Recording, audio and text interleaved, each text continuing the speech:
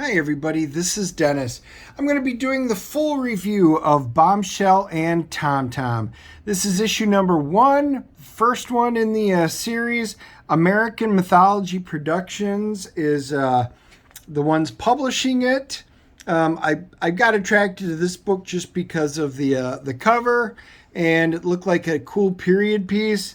The writer and artist is Mark Sparacio, so I hopefully pronounced it correctly. Guys, this is set, it looks like around the World War II, around 1938 right now. I was going to say 38 or 39. This is definitely a period piece, so I am a World War II kind of a buff. I really enjoy stories in the settings of it. It doesn't matter if they're historically accurate or whatever, but even something like this would just kind of struck my fancy. So I wanted to sit down and really delve into it. I'm glad I picked this one up. But anyway, this one talks about, they're going in, and, as we read the dialogue, I really enjoy what they did here, what Mark did. They actually bring in some of the history, like our boys in the SIS. So those of you who didn't follow through, what is the SIS? Well, you can see it's a signal intelligence service, the precursor to the OSS, which is the Office of Strategic Services, and which is today the CIA, that is cool. That's a little bit of history. So I can already tell that Mark's either a fan of it or did a lot of research for this. So I can already tell that I'm going to like anything that's at least set in some basis of history. As we go through, we find out that Samantha, this kind of goes into the origins, and she's like, oh, well, we're kind of screwed, so how would be a good time here, boy? And in comes TommTomm, and later out we'll find out about it. And you can see the bad guys are in there, and it's like, oh, Rocher, schnell, schnell. And of course, then what he does a nice job of German, which means it's, because this is all in German, and it's a translation, get out of here fast. And we always know hurry or fast is schnell. There's a lot of, halt, a lot of the things from like the German World War II movies and stuff, but you can see that throughout it, as it goes through, and you can see he's speaking, and it does a translation down below. Oh, mein Gott. And which was always like Nightcrawler from the X-Men, because he always said that in German. But he translates it, oh my God, and then you see it. This book does a nice job of, like I said, capturing the vernacular. So here they kind of break between English and some of the German words.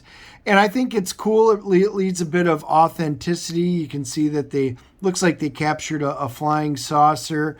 And then even with the titles, Obergruppenführer, which in Germany, that means it's the senior group leader. So these are ranks that they held.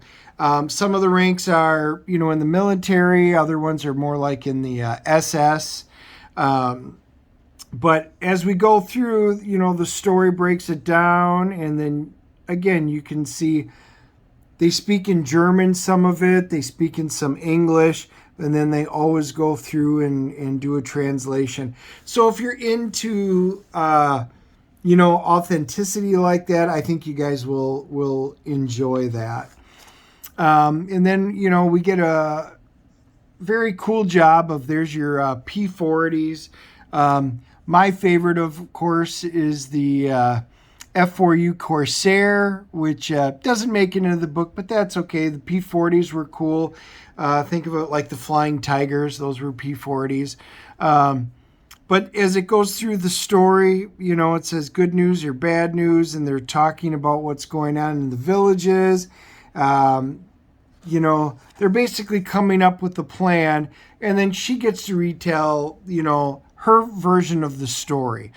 And this is cool. It was a beautiful sunny day as I was flying my baby, my Curtis P40A and a promoter JP. So anyway, it talks about the Aerobatique Show, and she's very verbose about everything that she does. How the crowd was cheering and they're always adoring her. And I do love the artwork in this. I think it's a lot of fun. You can see that an unexpected meteor shower hits her and it does damage, the plane. And then she lands, and here to find out it's a big creature, some kind of a robot. And it does a really nice job of going in and talking to her. And she uses a lot of lingo from that. She calls him like a big palooka.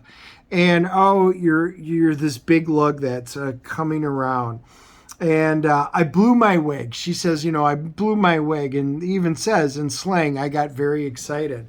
So Mark did a nice job of picking up a lot of the lingo that was used back in the 30s and 40s and incorporating it. It just gives it a nice feel. So as we go through, you kind of find out the history of it. I think the art's good. I like the way that, everything was presented in here.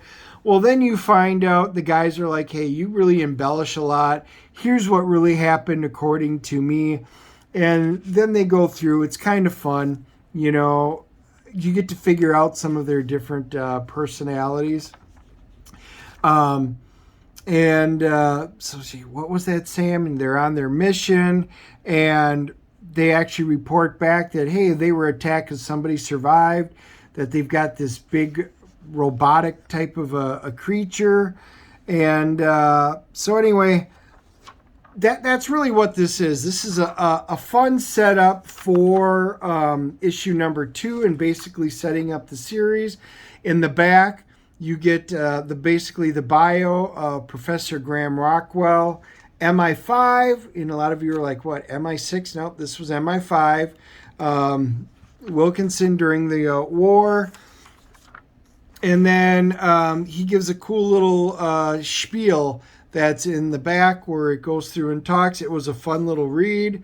Definitely appealing towards the fans. And so, guys, what I'm going to do is just, give you my overall impressions. If you guys like period pieces set in the war, this has a lot of fun lingo. It's a fun little story. I think the concept's neat whenever you have something like that. Because, realistically, the Germans were working on a lot of high-tech stuff.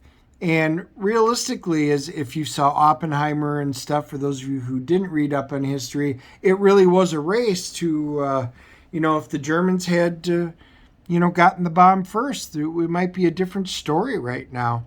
But they always worked on advanced technology. They had the first jets in the fighter. So this is really kind of cool how you see them working on like the spaceships. How did they acquire their knowledge? Is it through that? So this leads some fun little glimpses as to how they think things went. And, maybe you can add your own interpretation into it. The artwork is solid. I thought it was a fun story. I'm adding this to my pull list, so hopefully we'll be able to get it in. And I look forward to reading number 2, and that's kind of the point of this. At the end of 1, does it make you want to pick up and add this to your pull list? The answer is yes. I'm glad I saw it on the shelf and picked it up. I'm going to give this one, as we always do, guys, on my full reviews, I'm going to give this a CGC rating of an 8.0. I thought it was fun. It was enjoyable. It kind of captured the spirit. And I can't wait to see where they go with this. So I am looking forward to it. As always, guys, leave your comments down below. Smash that like and subscribe button. Make sure you do know when I put out my full reviews like this. I put out my quick flips every week on books that I personally pick up. I know I've been asked, which books do you pick up and review? All the books that I review are books that I personally purchased from my local comic shop on New Comic Wednesday. So whatever books I do, it's because something appealed to me or it was recommended to me, and I'm willing to spend my hard-earned money to give it a shot. So, guys, that's how I do it. Like I said, smash that like and subscribe button, share it out with your friends, and join us. We do our live streams on Wednesdays. We usually bring on comic creators, artists, writers, inkers, and we talk about projects coming up, or we have great topics, and you guys are all invited to join us. And I look forward to seeing you guys in the future. So, as I said, give Bombshell and TommTomm a shot. I think you'll enjoy it. Talk to you all soon.